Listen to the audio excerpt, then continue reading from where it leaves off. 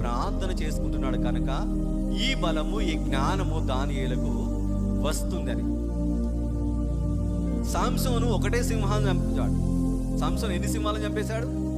ఒక్కటే సింహాన్ని చంపాడు. దానియేలు సింహాలతోనే ఉన్నాడు. హల్లెలూయా. దానియేలు సింహాలతోనే ఉన్నాడు, సింహాల గుహలోనే ఉన్నాడు. దానికి కారణం, తన బలం ఎక్కడుంది? ప్రార్థనలోనే తన బలం ఉంది. శాసనాలకు భయపడలేదు, శాసనాలకు భయపడలేదు, రాజుకు భయపడలేదు, శత్రువులకు భయపడలేదు. తను ముమ్మారు ప్రార్థన చేసినప్పుడు ఆ గుహలో ఆ యొక్క సింహాలతోనే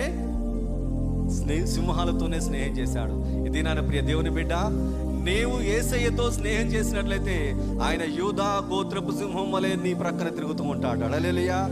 యూదా గోత్రపు సింహం వలె నీ ప్రక్కన తిరిగి నీ శత్రువైన అపవాది యొక్క తంత్రాలను కాల్చివేస్తాడు. నీ శత్రువైన అపవాది యొక్క మాటలు నీ మీద కానీ నీ కుటుంబం మీద కానీ పడకుండా తన యొక్క ఆత్మపు కంచె వేసి నిన్ను, నీ కుటుంబాన్ని కాపాడుతాడు. కనుక శత్రువు అనుకుంటాడు కావచ్చు, ఏమంటాడంటే వీడి బలం ఎక్కడుందో నేను తెలుసుకుంటాను. వాడికి బలహీనత తెలుసు, కానీ నీ బలం ఎక్కడుందో తెలియదు. ఆ బలం ఎక్కడుందంటే యెహోవా మందిర ఆవరణలో నీ బలం ఉంది, యేసయ్య సన్నిధిలో బలం ఉంది. ఆ బలాన్ని నీవు పొందుకోవడానికి నిర్లక్ష్యం చేయద్దు. నిర్లక్ష్యం చేస్తే నీవు ఓడిపోతావు. యేసు ప్రభువుల వారు ఏమంటారంటే, ఒకని